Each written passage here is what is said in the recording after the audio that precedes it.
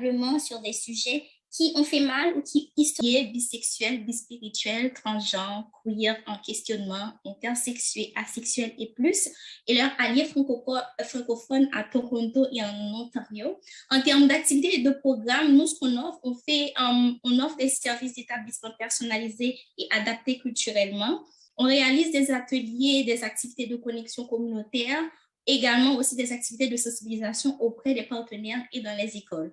Vous pouvez consulter notre site internet www.francoqueer.ca ou notre page Facebook pour avoir plus de visuels, plus d'informations sur tout ça.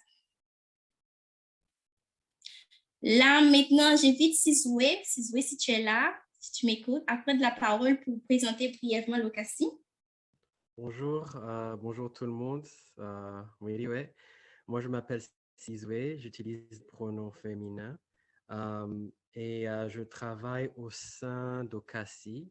Donc, au OCACI, nous travaillons de plus près avec des agences qui travaillent dans le domaine d'établissement et nos efforts sont centrés sur l'amélioration et la création des espaces positifs, donc des espaces plus équitables pour les immigrants et réfugiés qui sont issus d'une vulnérabilité.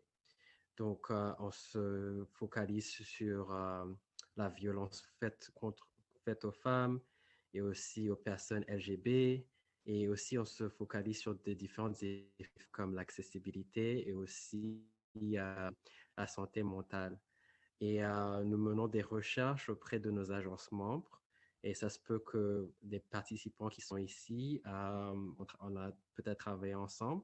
Et aujourd'hui, c'est fait peut-être la deuxième table ronde qu'on a fait en collaboration avec l'équipe de Franco Queer. Donc, c'est avec grand plaisir qu'on est là. Nous sommes ravis d'accroître des espaces plus sûrs pour les personnes LGBT. Et donc, on se focalise aussi sur l'échange d'informations entre les agences membres. Et aussi, on a des formations qui peuvent complémenter la discussion qu'on aura aujourd'hui. Et j'ai hâte de vous rencontrer et de vous parler de plus près. Et je te cède la parole, Stacy, et encore un grand merci et bienvenue à tout le monde. Merci, Sizwe. Là, on va laisser la parole à Arnaud Baudry, notre directeur général, pour ses propos de bienvenue. Merci, Ruth Stacy. Bonjour à tous, à toutes et à tous, mesdames, messieurs et tout le monde entre les deux. J'ai l'honneur de vous souhaiter la bienvenue à ce forum intitulé « Favoriser le bien-être et la santé mentale des personnes noires LGBTQI+. » C'est un plaisir de vous voir réunis aujourd'hui. Nous apprécions grandement votre présence qui démontre d'un engagement à construire des espaces inclusifs à tous les membres de notre communauté. Nous voudrions tout d'abord reconnaître que ce projet a été rendu possible avec la contribution financière du ministère de l'Immigration, Réfugiés et Citoyenneté Canada, du ministère des Femmes et de l'Égalité des genres du Canada et de la mairie de Toronto par l'entremise de CEE, Center for Young Black Professionals. Franco Queer tient également à exprimer sa sincère reconnaissance aux personnes et aux organisations qui ont collaboré avec grande générosité à cette initiative. Donc, je veux mentionner Klauski Maturin, co-initiateur du projet et président du conseil d'administration de Franco Queer en 2021. Sizwe Inkingi, coordinatrice de l'initiative Espace Positive à OCACI, organisation donc partenaire sur ce projet. Laurent Francis Goumou, doctorant en travail social à l'Université de Laval. Le personnel de Franco Queer, Melika Fontaine, Quignon Soro, Ruth Stacy Emmanuel, Mathieu Yang et Nicolas Arnaud-Godet. Et puis toutes les personnes qui ont répondu à l'enquête anonyme destinée aux organismes communautaires. Nous remercions tout particulièrement les bénéficiaires du programme d'établissement et d'intégration de Franco Queer qui ont accepté de partager leur expérience avec nous dans le cadre de ce projet. Vous le savez, la pandémie de COVID-19 nous a empêchés d'organiser des réunions et des événements sociaux en public, ce qui a eu un effet néfaste considérable sur la santé mentale et le bien-être de nos bénéficiaires de services et les membres de notre communauté. L'expérience d'isolement, en plus des expériences de discrimination fondées sur l'orientation sexuelle, l'identité de genre, la race, la capacité ou l'âge, pour ne citer que ces facteurs, a affecté et continue d'affecter la santé mentale et le bien-être de nos bénéficiaires de services. En juin de l'année dernière, FrancoQueer a entrepris une initiative visant à soutenir le bien-être des personnes noires LGBTQI+. Nous avons donc travaillé avec Laurent Francis Goumou, doctorant en travail social, pour développer les 2 volets principaux de cette initiative. Un premier volet a été de livrer une série de 6 ateliers sur les thèmes de la dépression, l'anxiété, la dépendance, le suicide, la sexualité et la religion. Les ateliers ont permis de développer les capacités des participantes et participants de reconnaître les signes d'alerte et d'y répondre avec des pratiques adaptées et culturellement appropriées. Les contenus sont d'ailleurs publiés sur le site web de FrancoQueer afin que les personnes qui n'ont pas pu y assister puissent tout de même bénéficier du contenu et des outils partagés. Le deuxième volet de cette initiative a été de mener une étude qui nous a conduit à la création du guide des conseils pratiques et des techniques d'intervention pour le bien-être en santé mentale des personnes noires LGBTQI+, francophones, d'origine africaine et caribéenne à Toronto.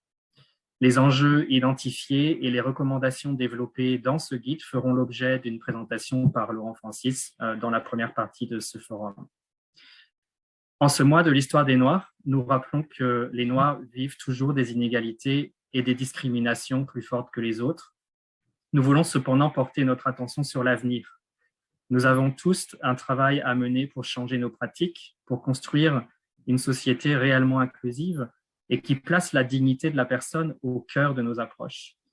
Le racisme, l'homophobie, la transphobie et toutes les discriminations n'ont plus leur place.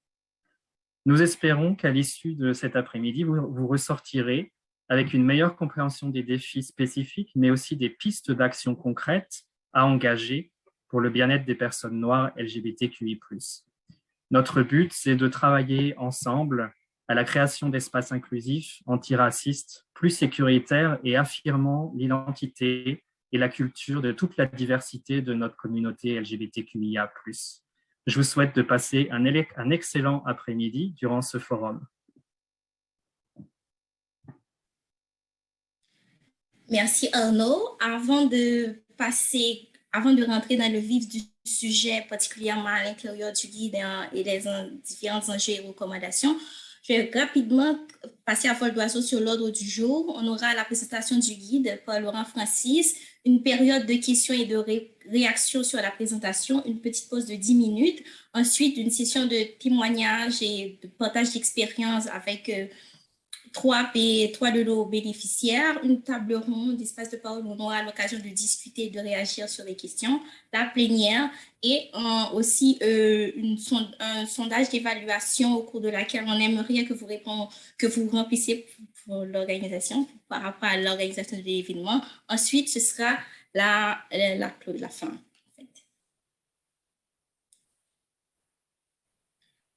Donc, notre principal intervenant du jour, comme l'a mentionné Arnaud tout à l'heure, c'est Laurent Francis Ngoumou. Laurent Francis fait un doctorat en travail social à l'Université de Laval. Il travaille comme assistant de recherche et d'enseignement. Il a une spécialisation en politique d'immigration, intégration sociale et intervention en contexte de diversité sexuelle, racisme systémique et santé mentale, Afrique, Europe, Canada. Donc, on te remercie, Laurent Francis, d'être là avec nous et merci de tout ce que tu as partagé à travers l'étude qu'on a menée. Mais je te laisse la parole, Laurent Francis. Ok, bonsoir tout le monde. Je m'appelle Laurent Francis Goumou et mon nom Betty parce que je suis autochtone. Je suis un enfant autochtone des peuples Fan de la forêt équatoriale. Ma mère m'appelle Otiti. Otiti signifie l'étoile, le soleil ou bien la lumière. Donc c'est comme ça que ma mère m'appelle avant le nom colonial Laurent Francis. Donc mon nom africain c'est Otiti. Et aussi, je tenais à remercier tout le monde qui est bien voulu nous accorder son temps aujourd'hui. Et comme nous sommes en Afrique, et comme dans ma tradition africaine, dans ma langue africaine, on dit, dans ma langue maternelle, on dit Mbongore. Mbongore veut dire bonsoir, parce qu'il fait, c'est la nuit au Cameroun à l'heure-ci, et nous sommes presque vers l'après-midi. Donc, on dit Mbongore dans ma langue maternelle. Tout avant de commencer, l'Afrique est une tradition orale. Ça veut dire que tout se transmet de génération en génération. C'est un savoir métaphysique que si tu n'es pas initié, tu ne peux pas avoir accès à ces connaissances-là. Il est important aujourd'hui de transmettre ces connaissances-là parce que ces connaissances, ce savoir métaphysique, ce savoir ancestral nous permet de résoudre les problèmes auxquels nous faisons face aujourd'hui, tels les problèmes de santé mentale. Et aussi parce que ce savoir-faire africain nous permet aussi de mieux nous intégrer dans les sociétés d'accueil aujourd'hui. Pourquoi est-ce que je me suis coiffé comme ça? Dans ma tribu, généralement, le bandeau, quand les hommes portent des bandeaux pendant les cérémonies, c'est pas un bandeau, en fait. C'est souvent lorsqu'ils ont tué un lion ou bien une panthère. Donc, c'est la peau de panthère qu'ils attachent généralement, c'est ça qui représente. Et généralement, ça représente la protection, ça représente la puissance, au fait. Et les craies, généralement, lorsqu'on met les craies représentent souvent le statut que tu occupes dans la société, l'âge que tu occupes dans la société. Parce qu'ici, il faut dire que ces sociétés étaient des royaumes, au fait. Donc, c'est pour cela, c'est ce qui justifie dans ma tribu, c'est ce qui justifie mon habillement aujourd'hui. C'est vrai que certaines personnes, c'est pas de l'Halloween, c'est quelque chose, il faut lire au-delà de ce qu'on te transmet. Ça veut dire que je suis protégé et ça montre aussi l'âge que j'ai et la place que je devrais occuper dans la société, dans mon village natal aujourd'hui. Et aussi, j'ai fait une pensée, plus particulièrement, je tiens à parler ça fait mal au cœur de parler de cela. Je tiens à parler des personnes LGBT qui sont persécutées en Afrique aujourd'hui et partout dans le monde, plus particulièrement en Afrique. Et parce que beaucoup prennent la route du désert. Par exemple, beaucoup sont en Algérie, en Tunisie, au Maroc et en Libye. Beaucoup sont vendus en esclavage aujourd'hui. En 2020, en 2018, j'ai perdu des amis qui ont pris la route du désert parce qu'ils avaient vécu des persécutions dans leur famille et ils ont décidé de prendre la route de la mer. Ils sont morts dans l'océan Atlantique en voulant traverser pour fuir les conditions de vie difficiles. Et aussi, je pense à tous ces enfants qui vivent en itinérance parce qu'ils sont persécutés au sein de leur famille en Afrique aujourd'hui, parce qu'ils n'ont personne pour les venir en aide. Et aussi, je connais beaucoup, je travaille avec beaucoup d'organismes, comme par exemple au Bénin, au Cameroun et aussi au Togo. Beaucoup de jeunes LGBT dans ces pays francophones d'Afrique-là souffrent beaucoup aujourd'hui et n'ont personne pour les aider, au fait. C'est une pensée aussi à toutes les personnes qui ont eu le courage de se lever comme activistes, comme chercheurs, étant dans les pays occidentaux pour défendre cette réalité, cette double réalité, au fait. Je vais faire cet hommage à eux. Aujourd'hui, je rends aussi hommage à Desmond Tutu, l'ancien archevêque anglican du Cap-Vert en Afrique du Sud. Il est mort le 26 décembre dernier. Il a beaucoup lutté contre les questions LGBT-phobie, le racisme, le VIH-Sida. Et c'est grâce à lui que l'Afrique du Sud est l'un des premiers pays africains à avoir mis les normes pour protéger les personnes LGBT en Afrique. C'est un grand hommage qu'on rend aujourd'hui aussi à Desmond Tutu. C'est une grande figure emblématique pour les personnes LGBTQ en Afrique et dans le monde aujourd'hui. Comme en Afrique, on dit souvent que lorsque on veut s'agresser à un public important, quelque chose d'aussi important, il faut entrer dans la méditation. La méditation ici signifie, la méditation peut être par le chant ou bien par une poésie. Généralement, c'est fait par un ancien. Il faut épouser le son de la musique, il faut épouser le rythme de la musique pour entrer en harmonie avec la musique avant de vous délivrer les messages du jour. C'est pour cela que on va suivre une musique parce que je sais que vous sortez, les gens ont travaillé, il y a le stress de la pandémie, il y a tout ce qui se passe au fait aussi. Donc, c'est pour cela qu'on va suivre d'abord des chansons. La première chanson, c'est un cri à la liberté. C'est une maman africaine qui crie à la liberté, vu les injustices qui se passent en Afrique. Et aussi, le deuxième chant, ça va s'enchaîner ces deux chants jumelés au fait. Le deuxième chant en langue soto, c'est chanté par le Soweto Gospel. Dans ce chant, c'est une interpellation, c'est un cri de cœur. Ça signifie quoi le chant au fait? Il y a des puits de sang couchés à côté de l'autel. Il a le pouvoir de guérir, le pouvoir de donner vie.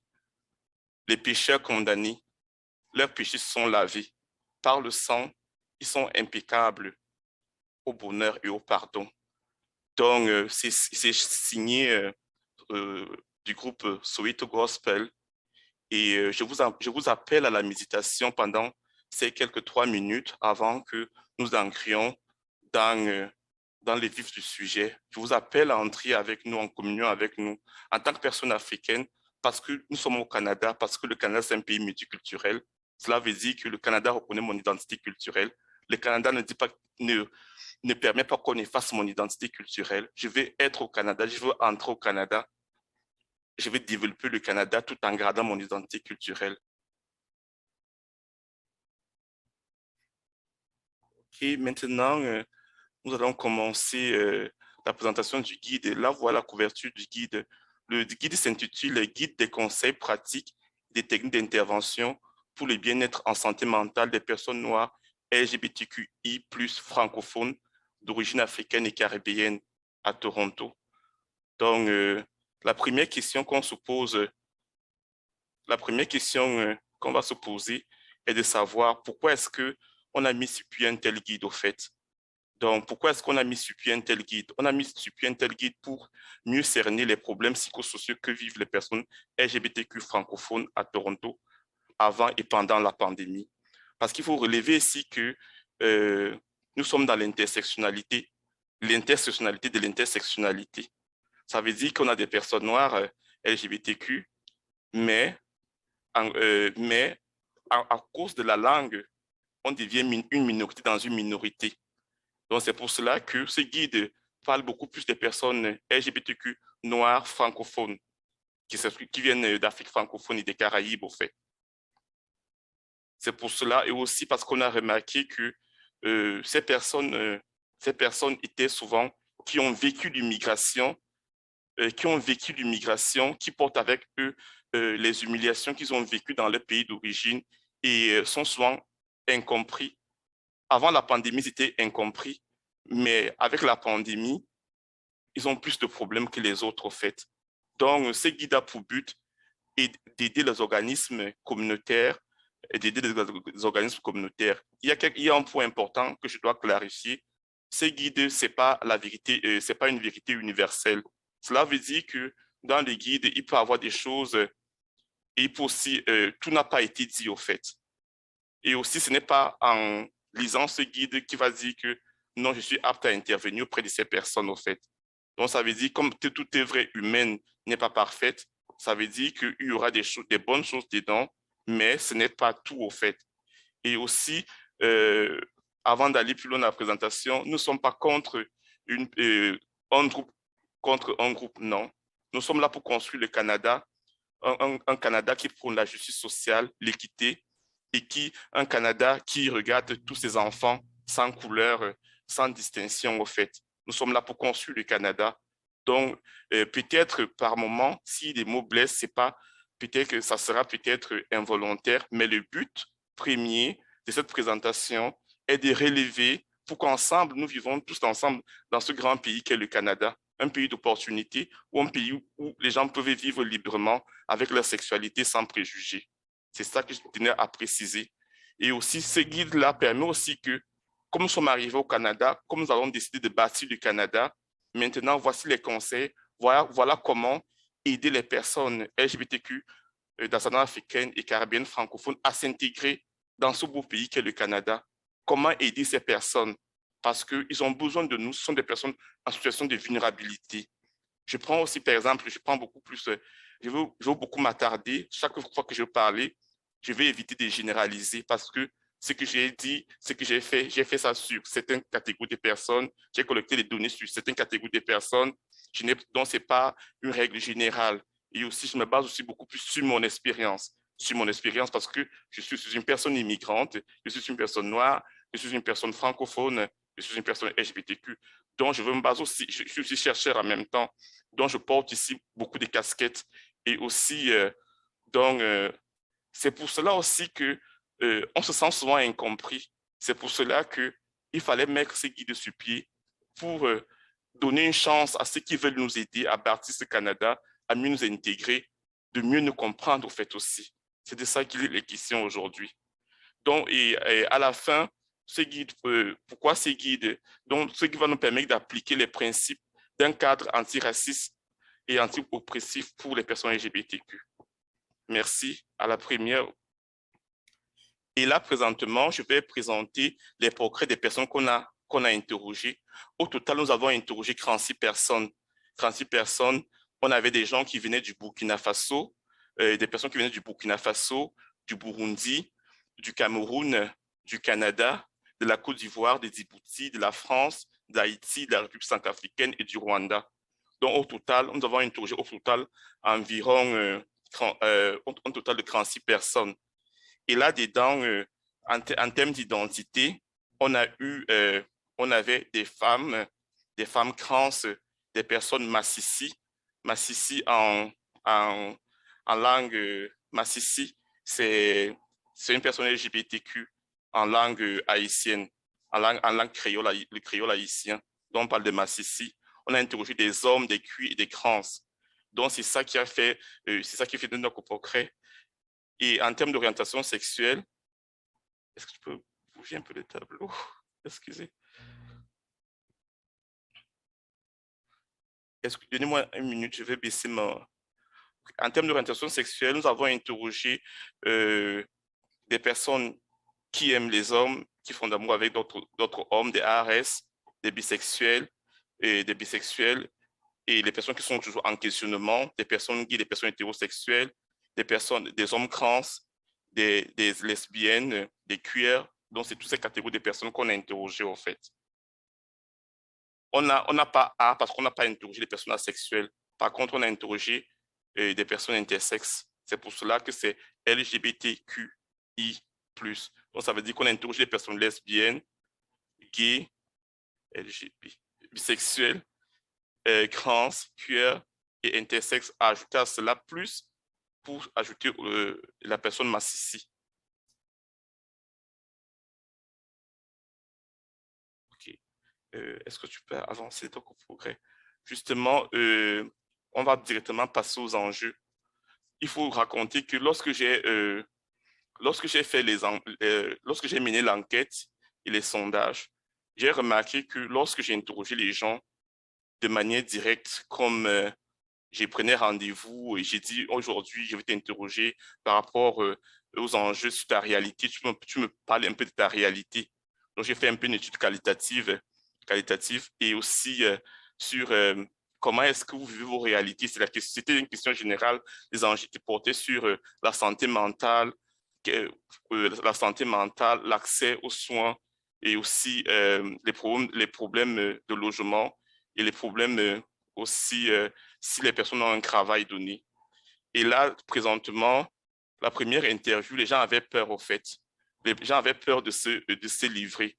Et beaucoup d'organismes communautaires sont souvent livrés à ça quand ils veulent prendre des données auprès des personnes vulnérables qui ont subi l'immigration. Je comprenais parce que je comprenais cette situation, parce que tu ne sais pas qu'est-ce que la personne va faire avec tes données.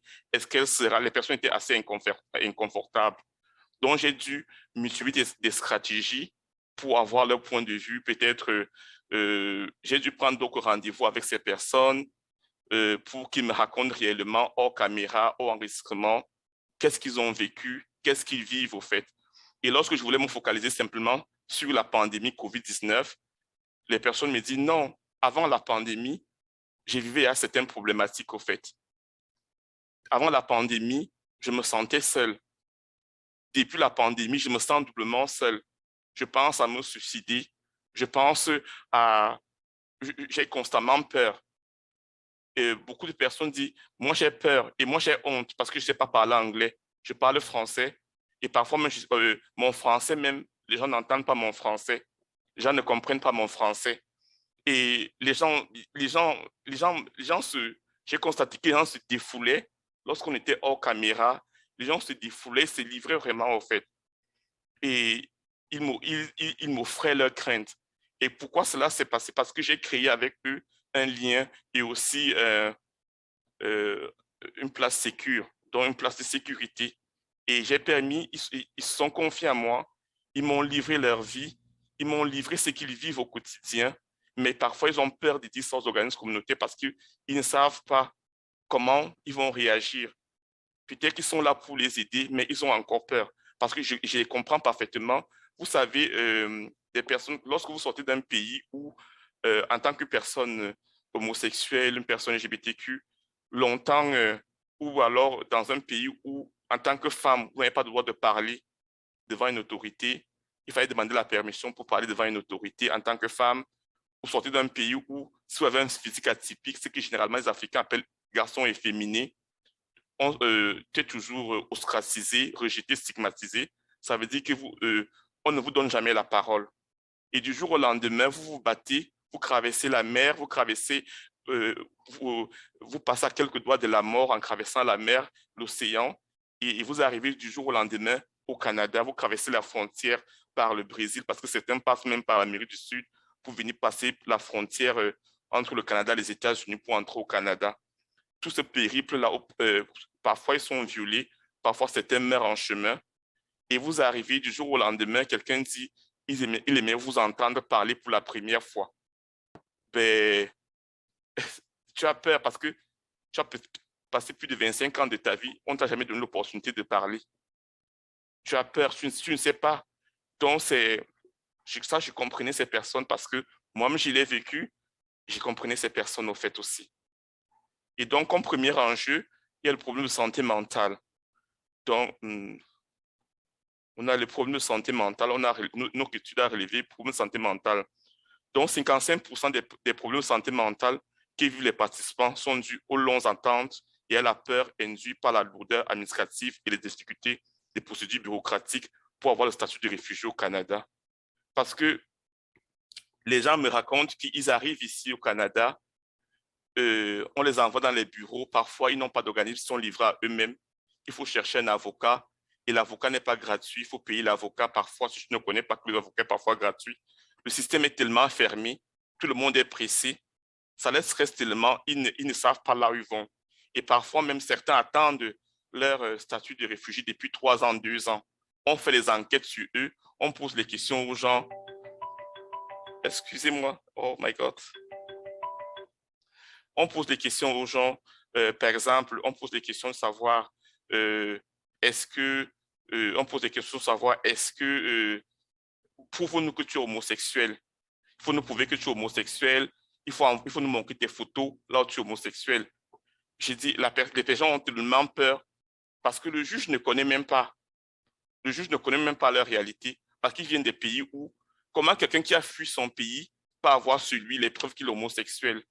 Parce que si on te couvre avec des photos avec un autre homme, il est arrivé dans le rapport Amnesty International 2013, il est arrivé qu'on arrête des gens avec des simples lubrifiants dans des poches, au fait. On les taxe d'homosexuels avec des simples lubrifiants dans les poches. Combien de fois une photo, combien de fois des messages?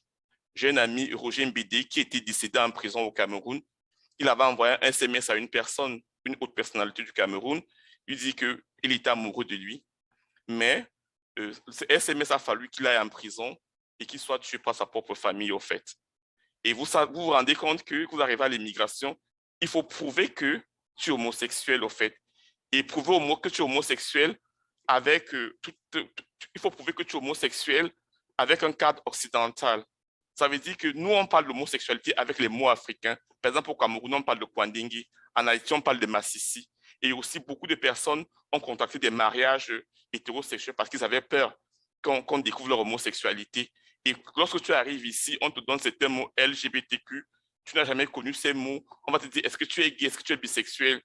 La personne ne connaît pas ce contexte-là, en fait. Ce n'est pas son contexte. Et vous savez aussi, en psychologie, je fais travail social. On dit, lorsqu'une personne dit la vérité ici en Occident, il faut que tu te regardes dans les yeux. Et en Afrique, on nous a éduqué que lorsque tu es avec une autorité, il faut baisser les yeux. Et pourtant, en psychologie, en travail social, baisser les yeux, c'est d'être menteur. Et subitement, on te dit, il faut contacter les organisations en Afrique pour prouver que vraiment tu es homosexuel, ils peuvent contacter pour toi. Beaucoup de personnes LGBT n'ont jamais fait des organismes LGBT en Afrique parce qu'ils ont peur d'être démasqués et d'être tués. Et aussi, je pense à beaucoup des réfugiés LGBTQ qui se retrouvent depuis 5 ans dans le centre des réfugiés des Nations Unies au Kenya. Ils sont plus de 300 jeunes LGBT. Ils sont là, ils n'ont pas à manger, ils n'ont rien, ils se débrouillent. Ils sont entassés là depuis plus de 5 ans aujourd'hui. Et beaucoup sont dans des camps de réfugiés comme ça là. Ils ne connaissent même pas leur destin. Ils ne connaissent pas leur destin. Mais je vois qu'aujourd'hui, dans nos sociétés, il faut sortir d'une certaine partie du monde pour qu'on s'occupe rapidement de toi, en fait, contrairement à ces personnes LGBTQ-là. Donc, c'est ça qui fait en sorte que ce fardeau-là, plus le fardeau de l'administration, qui fait en sorte que les personnes LGBTQ, ils arrivent ici, cette bureaucratie, ces avocats qui ne répondent jamais, qui parlent seulement du langage de l'argent, comment est-ce qu'on peut demander de l'argent à un réfugié qui demande simplement à dire que l'homosexuel, il veut vivre sa liberté, au fait? Ces réfugiés LGBTQ francophones, en plus, ne parlent pas anglais. Quand tu ne parles pas anglais, en plus, tu ne parles même pas français, tu es seulement mis de côté, au fait. Vous pouvez imaginer ce qu'ils peuvent vivre en termes. Ils ont vécu le chromatisme dans leur pays d'origine, ils vivent encore le chromatisme dans le pays d'accueil. Aussi, presque toutes les personnes noires francophones rencontrées font face à des problèmes de santé mentale, tels que la dépression, les idées suicidaires, l'isolement, le stress aigu, les chromatismes dû à la stigmatisation vécue dans leur pays d'origine. Nous observons que ces problèmes de santé mentale ont pris de l'ampleur depuis l'arrivée de la pandémie. On s'est souvenu que le fédéral, pendant la pandémie, le gouvernement fédéral a aidé les organismes LGBTQ avec beaucoup d'argent pour aider les communautés LGBTQ. Mais au Canada, on sait aussi qu'une autre réalité que j'ai en tant que chercheur, une autre réalité qui dit que beaucoup d'organismes LGBTQ aujourd'hui utilisent l'argent du fédéral, mais ils n'ont pas toutes les représentations.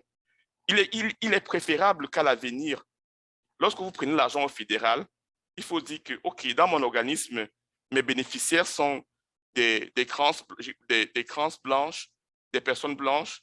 Et là, ça permet au fédéral de voir que, OK, l'argent qu'on a envoyé, c'était destiné à telle catégorie de personnes. Parce que dans cet argent-là, beaucoup d'organismes qui desservent les personnes noires francophones LGBTQ ont été oubliés et n'ont rien reçu.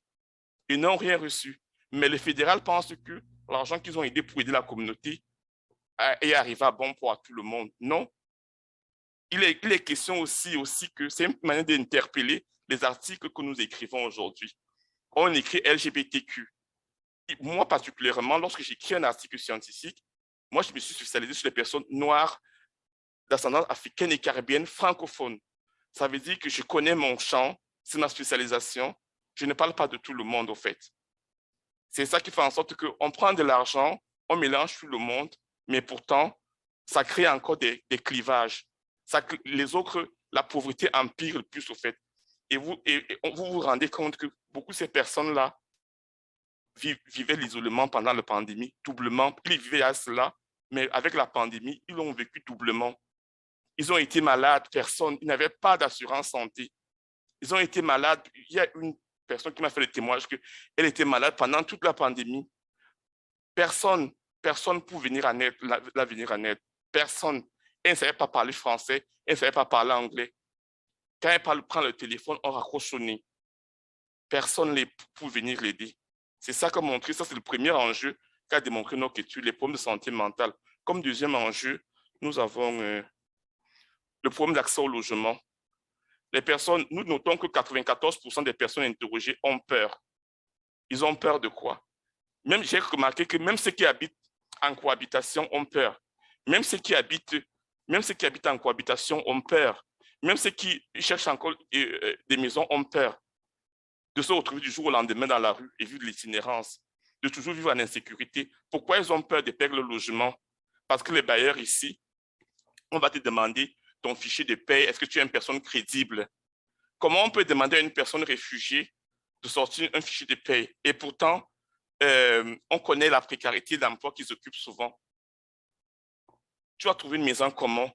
Et aussi, sans compter que certains ont dit, chaque fois qu'ils demandent, ils passent le processus, mais dès qu'on sait que la personne est noire, bam, on ne te répond plus au fait. On ne te répond même plus.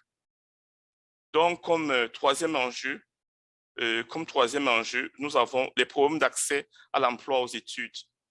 Beaucoup de personnes LGBTQ vivent, que j'ai interrogé, focaliser sur ce que j'ai interrogé et à partir de mon expérience, excusez-moi, je ne veux pas généraliser, vivent les problèmes d'emploi précaire, en fait.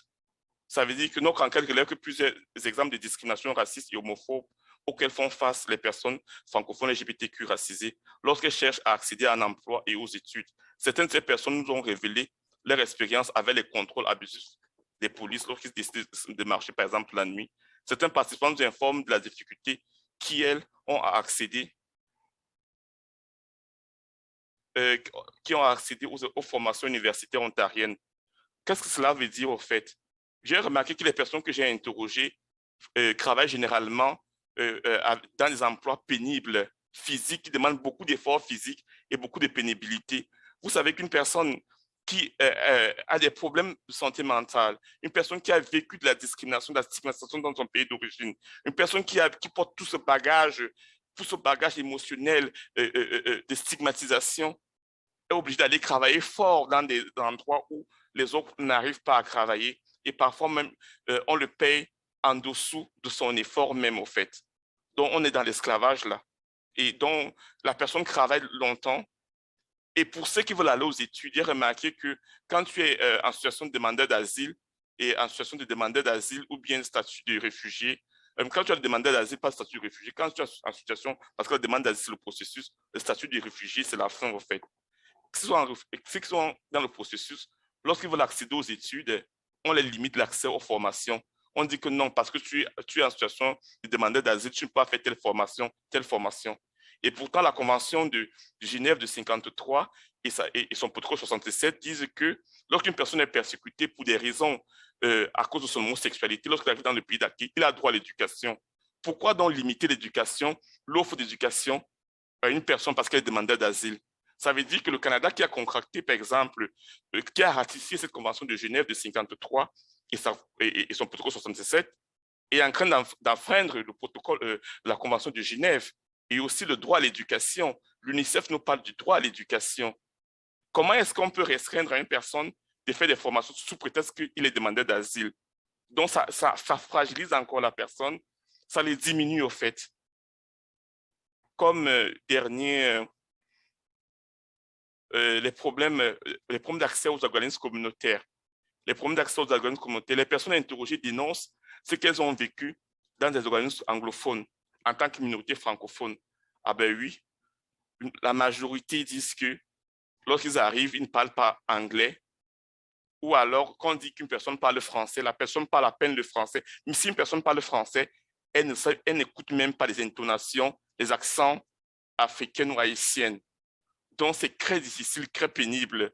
Ça forme une pression énorme sur ces personnes-là, en fait. Et aussi, dans les organismes dits entre guillemets hétérosexuels qui sont censés accueillir les immigrants, vous savez, il y a un biais. Dans mon enquête et dans mon premier article, je relevais que les communautés noires, au fait aussi, hétérosexuelles, les organismes à majorité immigrantes et hétérosexuels, discriminent beaucoup les personnes noires homosexuelles, au fait aussi. Ils sont discriminés, mais ils discriminent ces personnes-là, en fait. Parce que ces personnes sont simplement homosexuelles, bien, ils ne sont pas comme eux, au fait. Et pourtant, ils reçoivent l'argent du gouvernement, en fait, aussi, pour desservir ces populations-là, en fait. Aucun département sur la diversité et l'inclusion dans ces organismes-là, même vice-versa. Et là, on se retrouve avec des personnes qui sont discriminées parce qu'ils sont immigrants, parce qu'ils sont noirs, parce qu'ils sont homosexuels. Ils sont victimes de racisme de part d'une communauté, ils sont victimes de xénophobie de la part de leurs frères africains et caribéens, dits hétérosexuels. Pas tout, je ne veux pas généraliser, il faut toujours que je précise cela. Mais à base de mes études, à base de ce qui se passe, il y a des tabous. Il y a des tabous qu'on ne parle pas. Et c'est la même chose aussi, même dans des groupes, on dit on veut des personnes LGBTQ, mais tu vas voir que la masse dominante, c'est toujours des personnes qui ont le pouvoir au sein de la société, mais qui parlent seulement en leur nom et qui empêchent les autres de parler. Miranda Frick, dans son livre intitulé Injustice épistémique, parle d'injustice testimoniale, où la parole des personnes minoritaires est remise en question. La parole des personnes minoritaires n'est pas crue. Elle parle aussi d'injustice herméneutique, ou pour démontrer que comment est-ce que on décrédibilise toute forme de pensée, de discours des personnes noires lorsqu'ils veulent revendiquer au fait. Et lorsque tu veux revendiquer, on commence à se stigmatiser. Je parle de mon expérience au fait. Lorsque j'étais à Québec, chaque fois que je voulais parler de revendiquer, les gens m'ont dit non, non. Oh, il n'est pas trop accueillant, il n'est pas trop doux, il n'est pas ceci. Donc, autrement dit, j'ai compris que être noir et homosexuel et intelligent et intellectuel et revendiquer les droits, et revendiquer ses droits et dénoncer la marginalisation, ça veut dire que tu seras marginalisé à ton tour par certains organismes, pas tous les organismes au fait. Et on va t'empêcher, on va te bloquer à tous les niveaux au fait. C'est grave alors encore, faire une recherche encore sur les personnes LGBTQ noires et migrantes. Ça veut dire que même à l'université, il y a tellement d'injustices épistémiques qu'on n'arrive pas de bourse, tu es obligé de te batailler, tu es toujours vu comme une personne rebelle, tu es toujours vu comme qu'on doit combattre. Et pourtant, on est tous ensemble là pour construire le Canada de demain. Parce qu'au Canada, il y a des Noirs, il y a des Asiatiques, il y a des personnes autochtones, il y a des personnes blanches. On est là pour construire le Canada de demain, tous ensemble, au fait. Mais lorsqu'on empêche les autres de faire de la recherche, on n'encourage pas des bourses, on ne soutient pas la recherche, on est en train de tuer les autres personnes, on est en train de les mettre en dessous, au fait. Et généralement, dans les réunions, dans les ministères, personne ne parle à notre nom. C'est toujours eux qui parlent à notre nom, au fait. Et pourtant, il y a des Noirs spécialistes sur ces questions. On ne donne jamais la parole parce qu'on a peur on ne veut pas le vilain petit canard sur la table, au fait. Parce que j'ai remarqué aussi, dans beaucoup de réunions, on préfère prendre le noir qui va finir faire rire les gens. On va venir prendre le noir qui est là, mais qui ne comprend même pas les enjeux. On va dire qu'on a la diversité. Mais le noir qui dénonce, au fait, qui veut un réel changement, on ne va pas l'appeler, on va le mettre de côté, au fait. Et maintenant, on va parler des besoins immédiats dont les organismes, dont les défis à régler immédiatement auprès des organismes. Ici, lorsque j'ai écrit, j'ai parlé des défis techniques et des défis adaptatifs. Donc, les défis techniques ici, c'est le manque de personnel qualifié et spécialisé. Aux États-Unis, par exemple, ceux qui ont fait l'école de Chicago, on a remarqué qu'aux États-Unis, par exemple, on commence de plus en plus à spécialiser les chercheurs et aussi les intervenants. Parce qu'on a compris que le fait d'être généraliste, là, ça crée des clivages. Et l'école, il faut être clair, en travail social, en psychologie, l'école a été beaucoup faite sur la base des personnes blanches. Ça veut dire que beaucoup de psychologues et beaucoup de travailleurs sociaux ne comprennent pas souvent vite les réalités des personnes noires. Et par contre, là, il faut des spécialistes, au fait. Par exemple, et aussi, les organismes n'ont pas de moyens, au fait. N'ont pas de moyens, donc il manque des personnes qualifiées, spécialisées pour intervenir.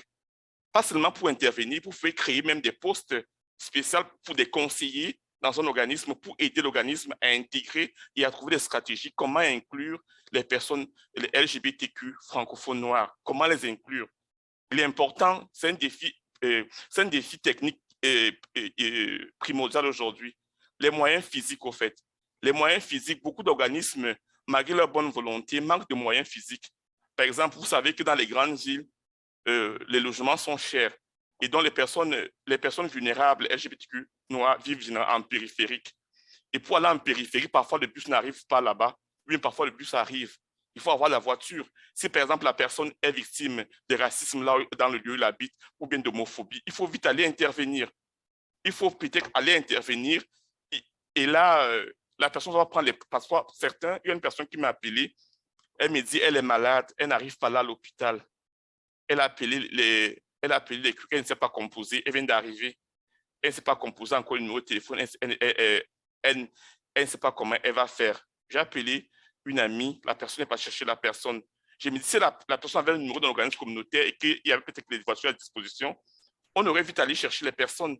Je vois ici pendant l'hiver, certains organismes ont quand même des voitures pour aller aider les personnes en itinérance. Je pense aussi qu'on devrait procéder de manière technique, au fait, aussi là, les moyens physiques, au fait. Ça manque, au fait, aussi, souvent, parfois. L'espace de bureau. Généralement, j'ai remarqué que les organismes communautaires ici avaient de la peine à payer leur loyer, au fait. Quand ils étaient au centre-ville, ils avaient de la peine à payer leur loyer. Et ça veut dire que lorsqu'ils n'ont pas d'espace, ils ont juste un petit espace avec des ordinateurs et ils n'ont pas beaucoup d'espace pour recevoir leur clientèle.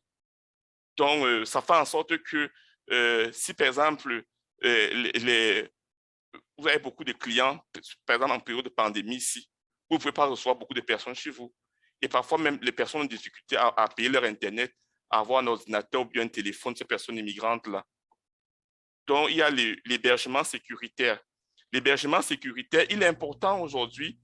Il ne faut plus si personne décide de travailler dans un organisme communautaire, moi j'ai fait mes études en Allemagne à Berlin, et j'ai travaillé aussi dans un organisme communautaire qui travaille avec le Parlement à Berlin en Allemagne.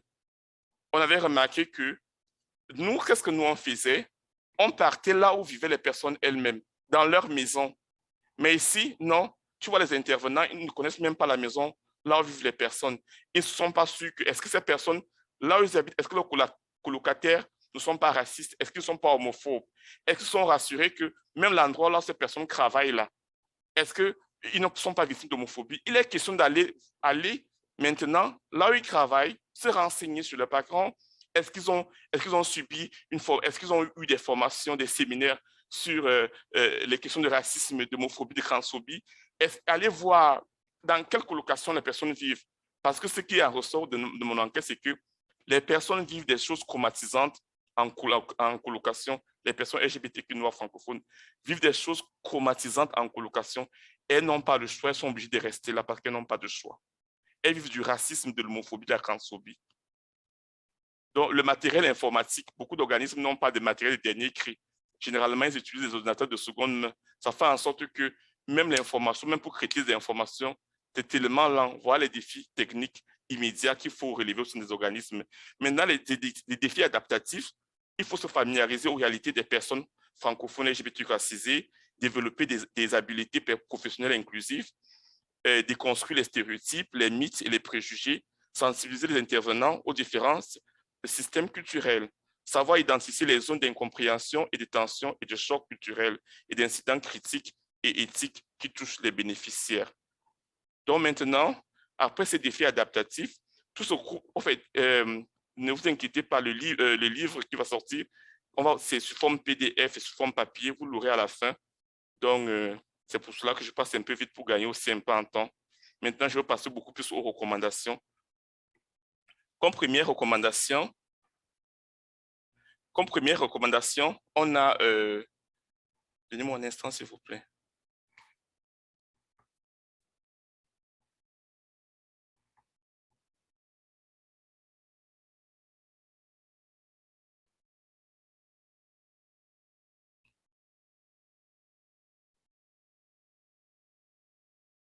Comme première recommandation, on a l'introduction des pratiques culturelles africaines et caribéennes dans les techniques d'intervention.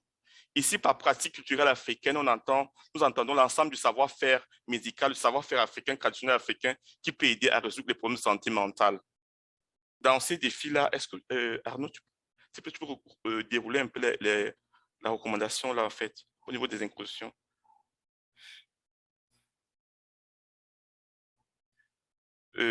Non, l'intérieur même, en fait. Parce que je n'arrive pas à ouvrir mon document ici. Un instant, s'il vous plaît.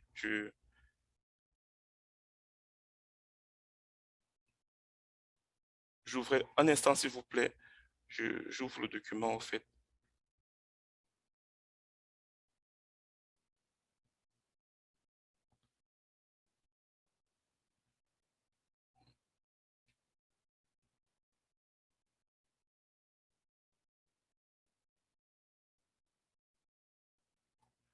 Ok, je n'arrive pas à l'ouvrir ici. Comme première recommandation, on a l'introduction des pratiques culturelles africaines et caribéennes dans les techniques d'intervention. En Afrique, par exemple au Cameroun, lorsque les personnes ont les problèmes de santé mentale, nos grands-mères utilisent souvent des herbes, par exemple, pour purger les personnes. On demande de passer certains rites au fait. Ou alors, on demande de,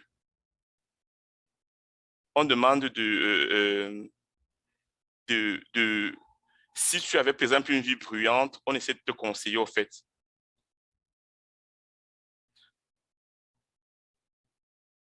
OK. L'inclusion des pratiques culturelles africaines et caribéennes dans les techniques d'intervention en lien avec le service social ontarien, dans le but d'améliorer et d'assurer une meilleure intégration sociale des minorités sexuelles d'origine africaine et caribéenne à Toronto. Les intervenants doivent valoriser et développer les activités en lien avec la culture du bénéficiaire. Il arrive parfois que les organismes proposent ou imposent des activités et des jeux qui mettent mal à l'aise le personnel bénéficiaire. Qu'est-ce que cela signifie ici, là?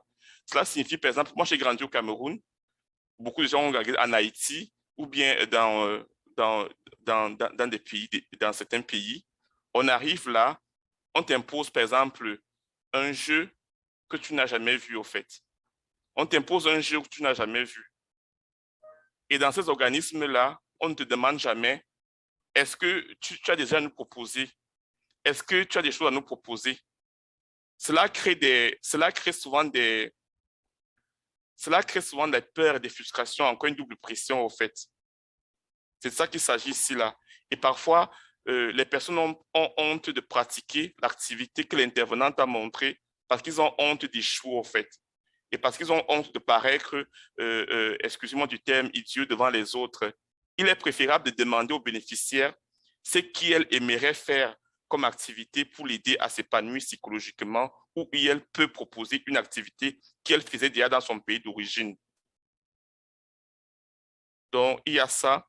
L'intervenant social doit aider la personne bénéficiaire à rétablir le dialogue et le contact et de renouer, de rétablir le dialogue, le contact par les biais de réconciliation avec la famille.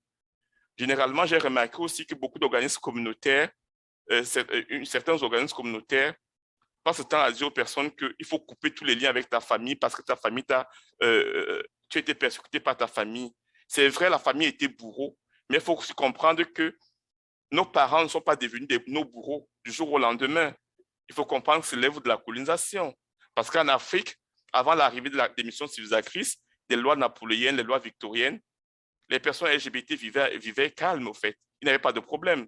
C'est l'arrivée de la colonisation avec la Bible et le Coran et beaucoup d'autres artifices. Par exemple, au Cameroun, on a l'article 347 bis du Code pénal camerounais et dans beaucoup pays francophones. C'est cet article de l'époque napoléonienne qui stigmatise encore les homosexuels aujourd'hui. Donc, dire que directement couper les origines, non, il ne faut pas diaboliser la famille, au fait.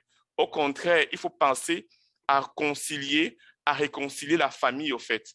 Il faut penser à réconcilier la personne et sa famille.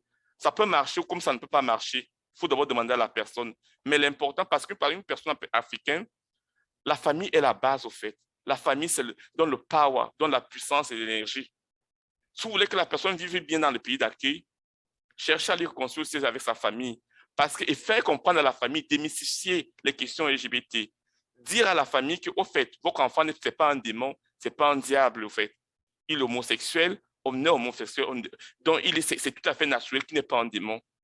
Et si la personne rétablit le lien avec sa famille, séparée longtemps, ça peut aider moralement, psychologiquement la personne à bien s'intégrer.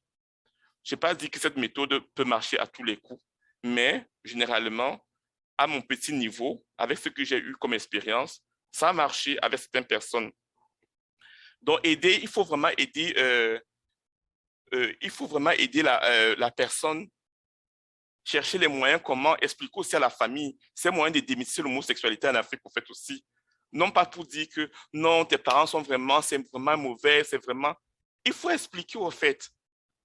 Il faut que il faut arriver à concilier la personne avec sa famille. Ça permet à la personne, lorsque la personne vit ici avec nous, ça permet à la personne de s'ouvrir. Au moins, elle est rassurée que là, mes parents m'aiment, mes parents savent qui je suis, ils ne me détestent plus. Ça rassure mieux la personne et ça permet à la personne de mieux s'épanouir dans le pays d'accueil, au fait.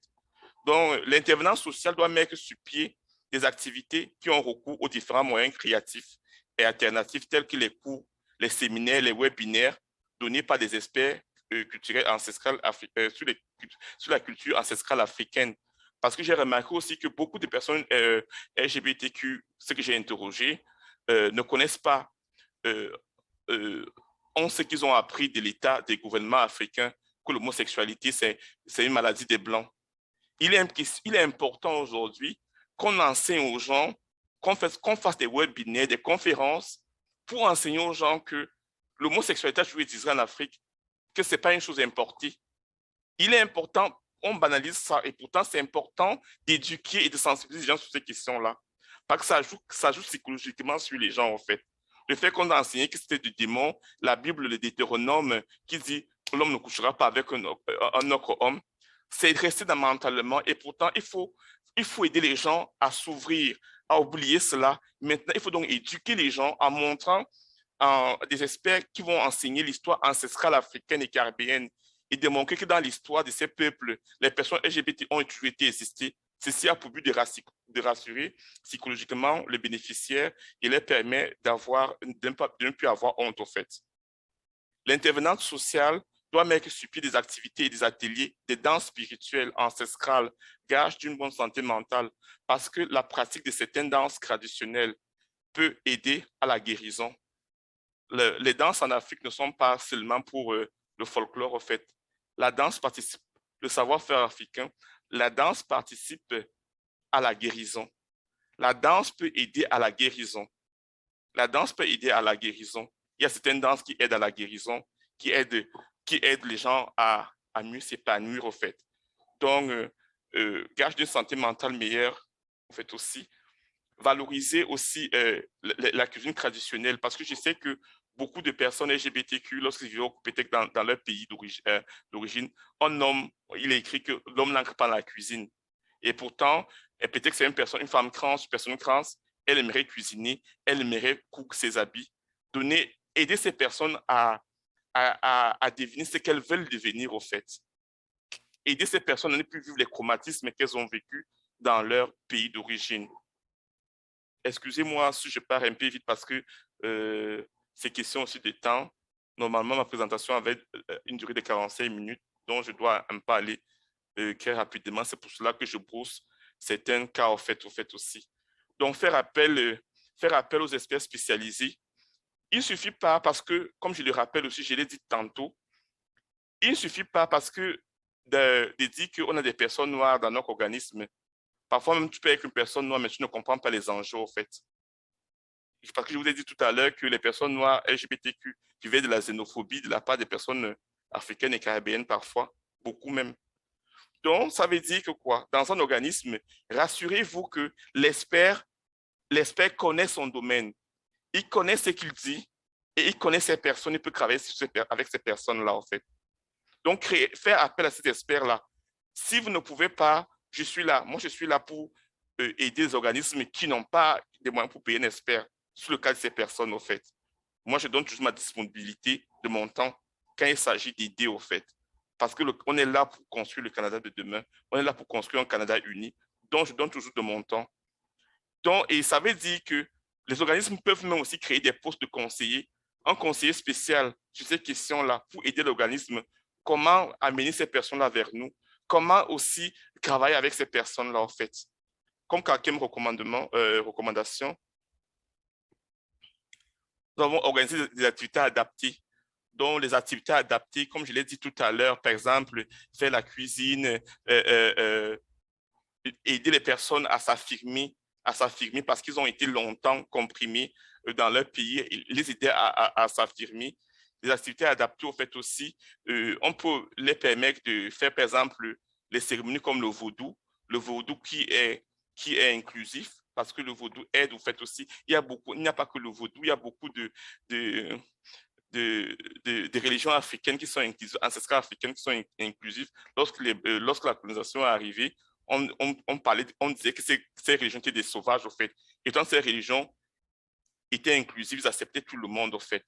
Donc, organiser des activités adaptées, essayer de voir qu'est-ce que ces personnes, ils ont fait dans leur pays d'origine, qu'est-ce qu'ils aimeraient faire, au fait, qu'est-ce qui peut les satisfaire, au fait, et non de les imposer. Ça va trouver une médiane entre les activités faites en Occident et les activités faites en Afrique. Trouver un juste milieu. Cheikh Hamidou Kane parlait souvent d'apprendre à lier le bois au bois, prendre ce qu'il y a de meilleur dans la culture occidentale et prendre ce qu'il y a de meilleur dans la culture africaine pour se développer et pour mieux avancer. Comme cinquième recommandation, développer les compétences des intervenants. Ici, développer les compétences des intervenants.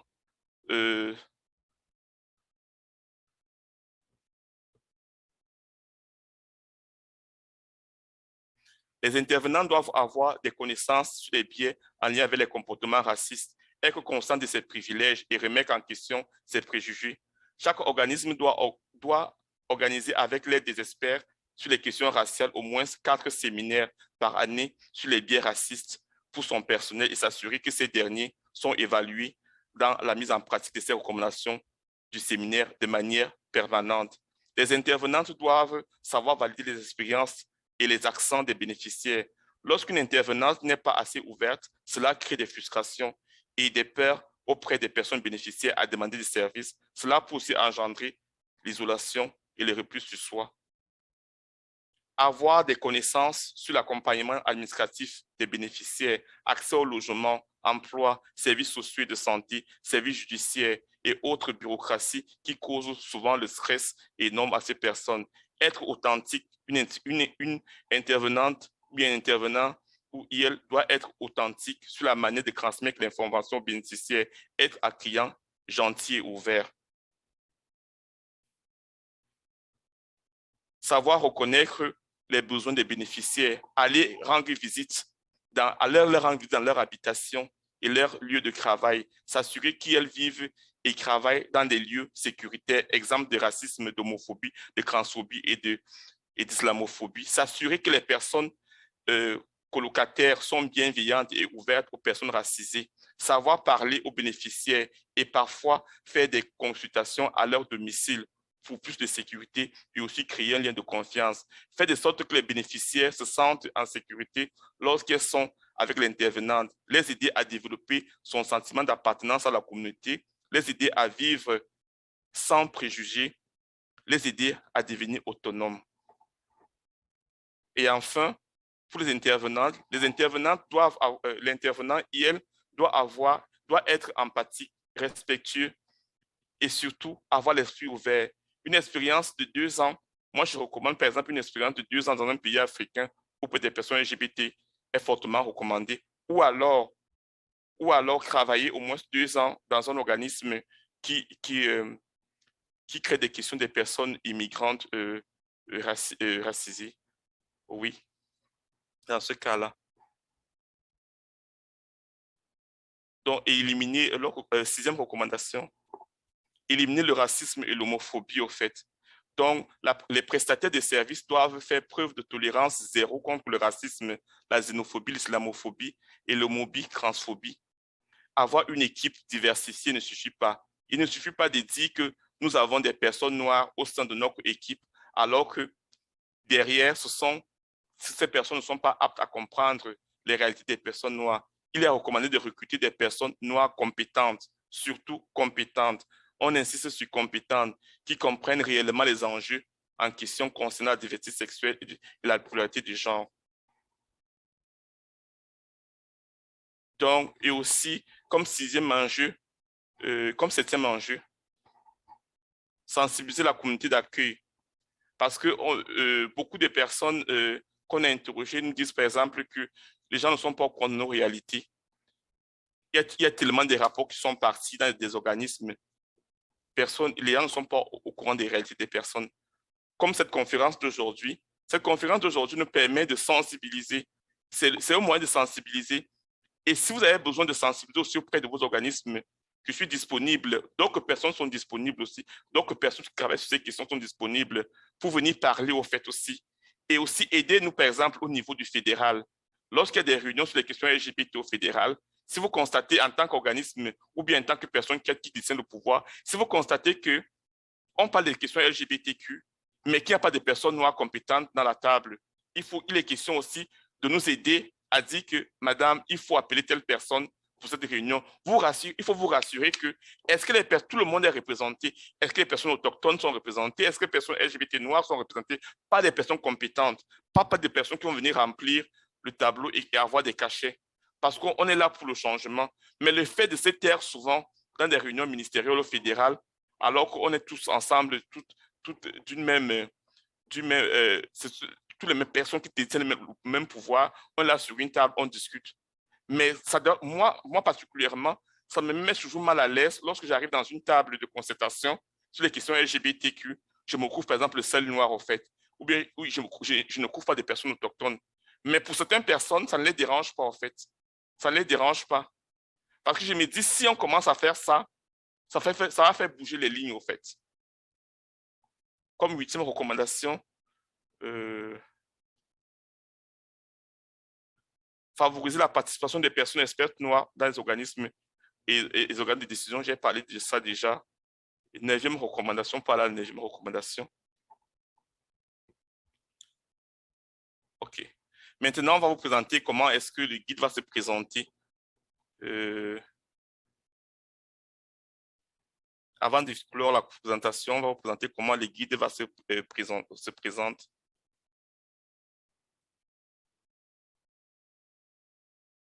OK. Vous pouvez voir, ça c'est la couverture. Le Franco-QR, c'est donc maison haute. Ça, c'est la 3e page, la reconnaissance des territoires non cédés. Et on a les personnes qui ont travaillé dessus, la table des matières. On a les personnes qu'on devait remercier. On présente ici Franco-QR. Et aussi, pourquoi les guides? On répond à la question pourquoi les guides? On donne les portraits des bénéficiaires, qu'est-ce qu'on a fait, les sondages qu'on a menés, les personnes qui ont les portraits des participants, les pays d'origine, les pays de résidence.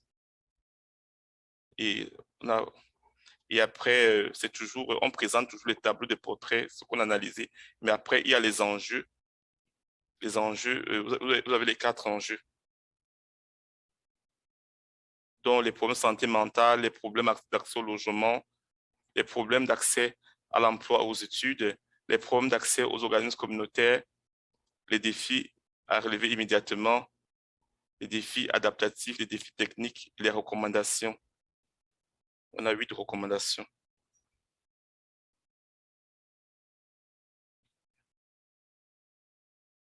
Donc, si vous avez manqué quelque chose, si j'ai manqué quelque chose, tout est dit dans le petit livre, au fait, des conseils techniques, des pratiques. Merci encore de m'avoir écouté. Je m'excuse, je suis allé vite par moment. C'est parce que c'est pour question de temps, au fait, aussi. Je suis toujours disponible si un organisme a besoin de mieux éclairer, de mieux asseoir. Vous avez mon contact par Franco-QR. Je suis disponible pour travailler avec vous. Merci. Donc, merci. On a soufflé un peu. Là, maintenant, on va passer à la session de témoignage. Donc, juste pour rappeler les règles un tout petit peu, ces personnes vont partager avec nous leur vécu et nous voudrions que vous respectiez un peu, que vous soyez empathique, que vous respectez leurs pronoms, que vous respectez aussi la confidentialité. Donc, sur ce, je vais passer la parole tout de suite à John. John, tu es là?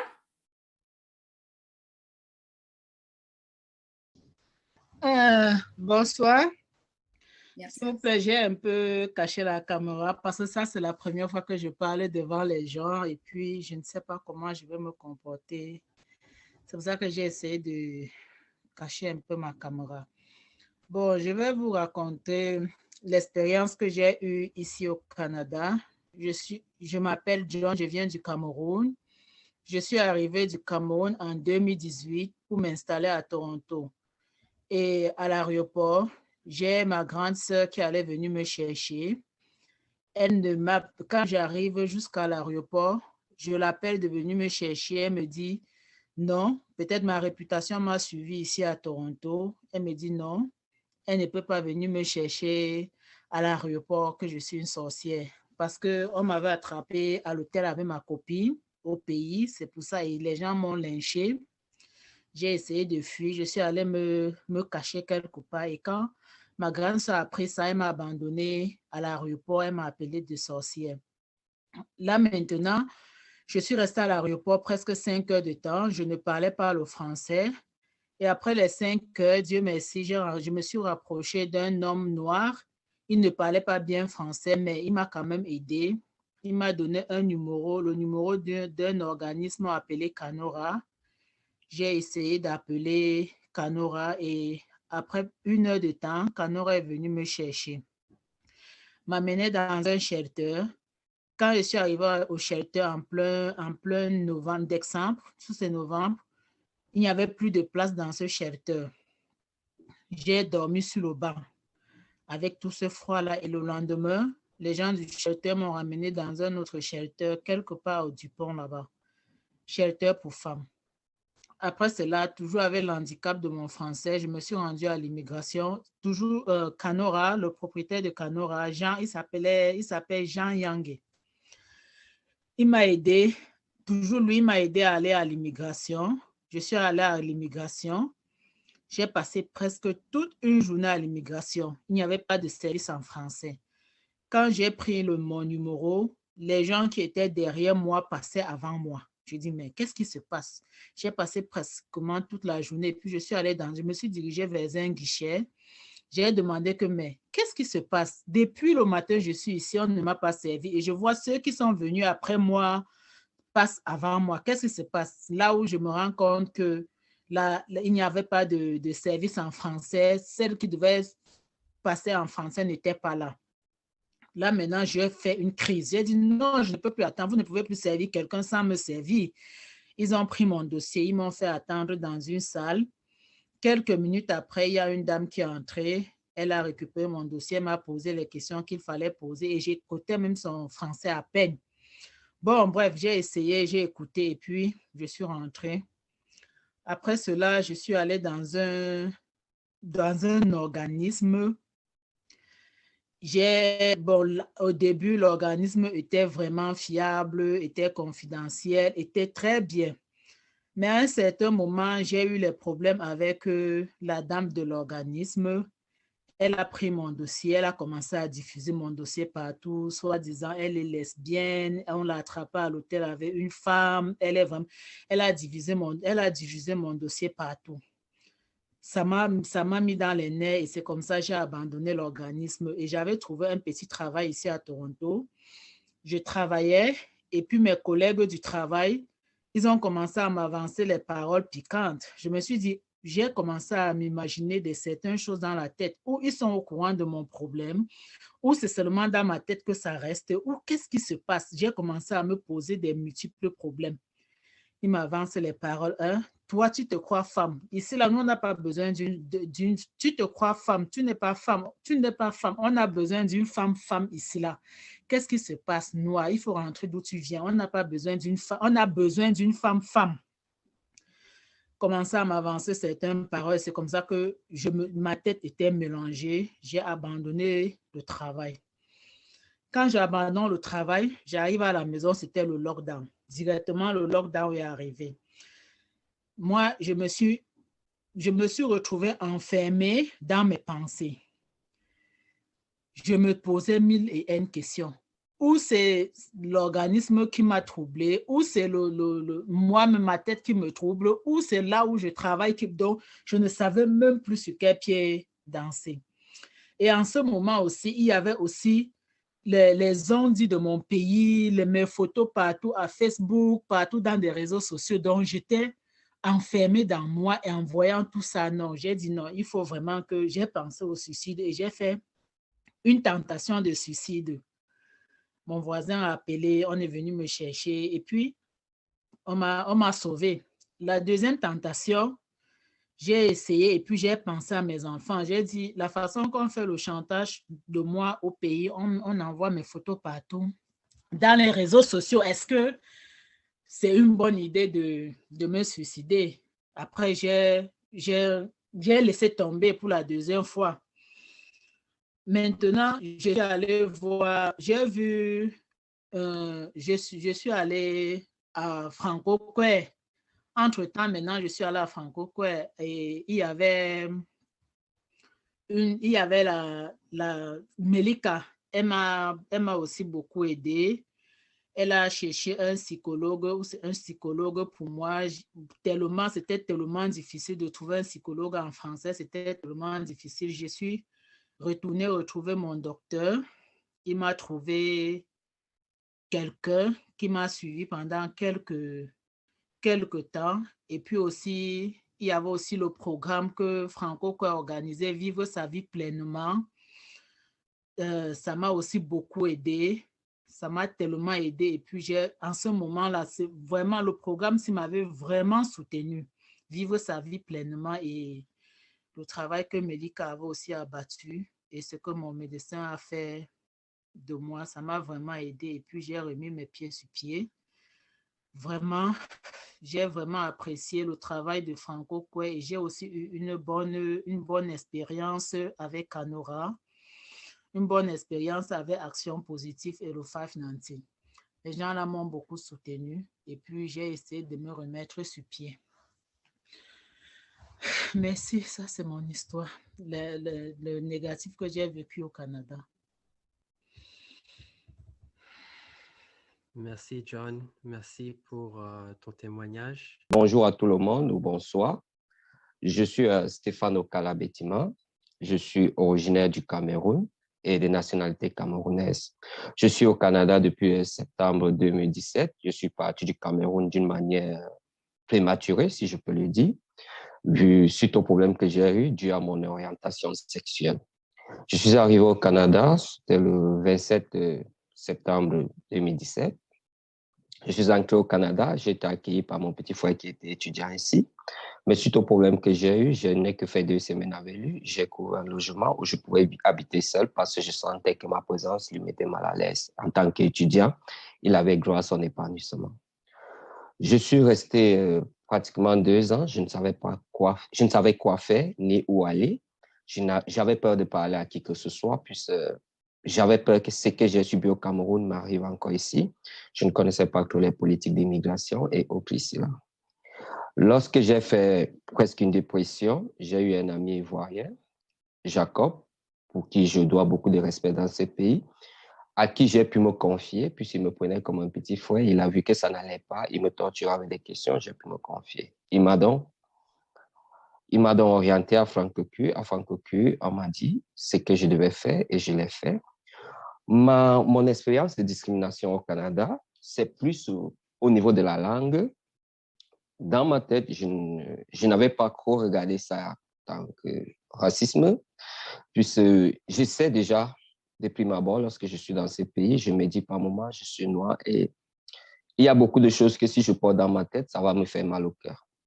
Je suis allé dans les services sociaux pour voir mon aide sociale. Je suis arrivé, j'ai brandi mes documents remis par l'immigration, mais malheureusement, nous sommes à l'Ontario, qui est normalement une province bilingue. Mais curieusement, lorsque j'ai brandi mes documents, tous mes documents sont en français, puisque le français, c'est ma première langue. Je parle anglais, j'écris anglais, je fais même du service à la clientèle bilingue pour le moment.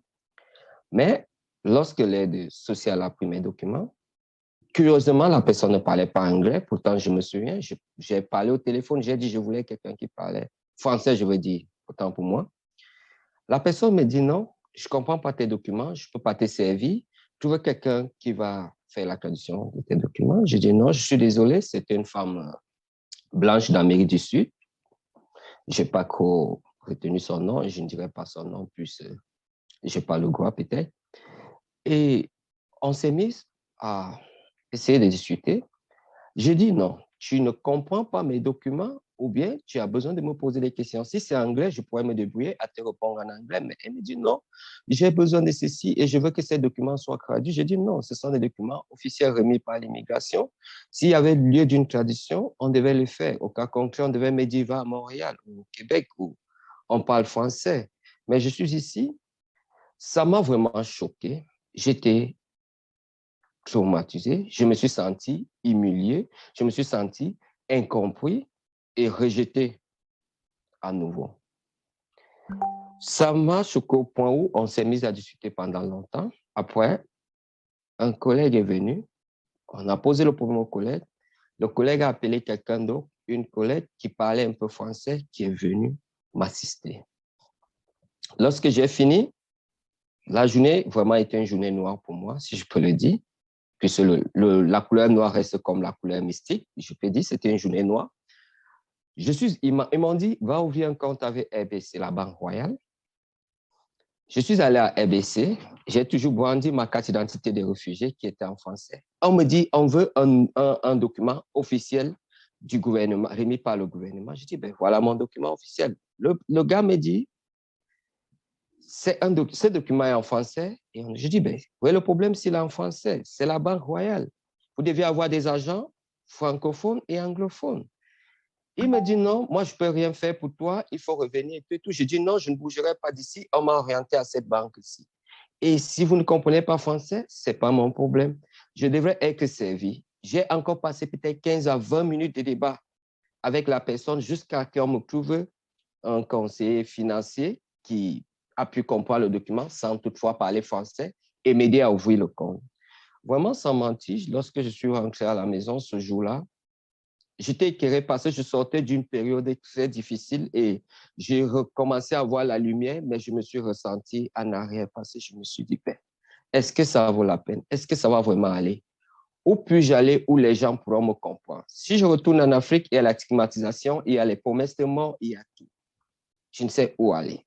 J'étais au Cameroun, j'étais en Ouganda où j'ai fait mes études universitaires. Là-bas aussi, j'ai eu des problèmes. Je ne savais où aller. Mon père ne m'adressait plus la parole, étant dessus de moi. Je n'avais personne.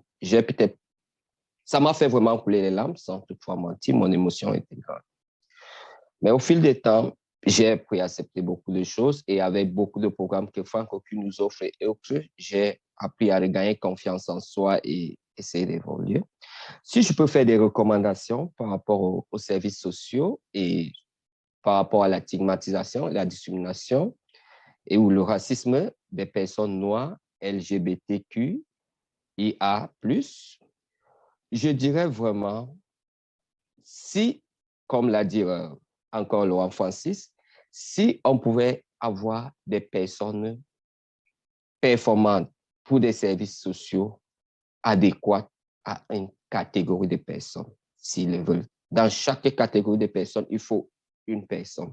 Et j'irais plus loin à 10 ans, si on pouvait créer des services de plainte directe dans ces services où, lorsque ça ne va pas, la personne la personne LGBTQ francophone qui a suivi le racisme ou la discrimination par rapport à son orientation pourrait aller se plaindre directement et poser le problème pour que l'agent qui a posé cet acte vis-à-vis de la personne soit interpellé et corrigé à hauteur de l'acte posé.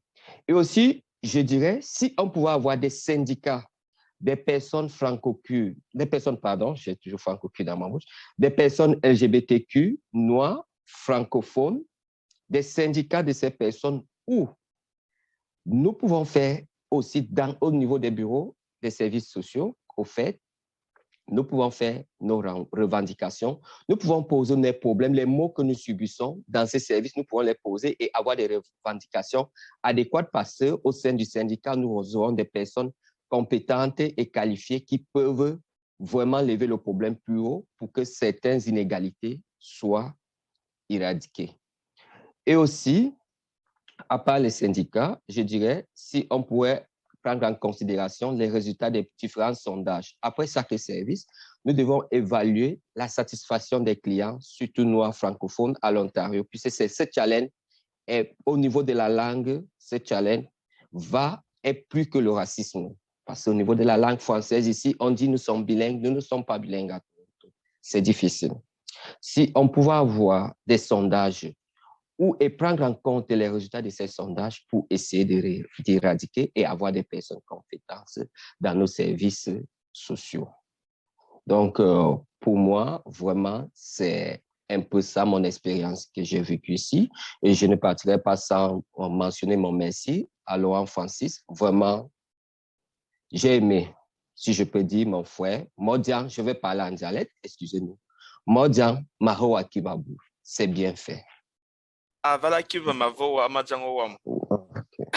Merci. Merci. Je veux dire merci beaucoup aussi. OK. Un grand merci à vous trois. Merci. À travers vos parcours, vous relevez les différents enjeux que la communauté font face et aussi vous démontrez la résilience qu'on a vécue. C'est pas... Et à travers vos témoignages, vous nous mettez en question en tant que les personnes qui travaillent dans le secteur. Et c'est à nous de vraiment prendre en compte nos comportements, même la manière dont on est en train de desservir nos services. Merci tout le monde. Je pense qu'on peut se féliciter de cet événement avec plus de 70 personnes qui ont participé et puis toute la matière, la riche matière qui a été discutée. Je voudrais remercier en particulier Ruth Stacy, notre MC, maître de cérémonie aujourd'hui. Merci Laurent Francis pour la présentation et les échanges. Merci Sizwe pour ta contribution et la modération des échanges. Merci pour leur témoignage à John, Serena, Stéphane, vraiment édifiant. Et puis merci d'avoir eu le courage de partager avec nous aujourd'hui. Et puis pour finir, merci à vous toutes et pour votre participation aujourd'hui. Je pense que c'est encore une fois, il y a encore beaucoup de travail à faire. C'est du travail qu'on continue à faire. Et puis, comme Ruth Stacy le mentionnait, à Francoqueer, on va continuer à développer un programme de sensibilisation pour travailler avec nos partenaires sur les questions d'inclusion LGBT et inclusion LGBT des personnes noires. Alors, je vais vous souhaiter un bon mois de l'histoire des Noirs. Et puis, je vous dis à la prochaine pour des prochaines activités de Francoqueer.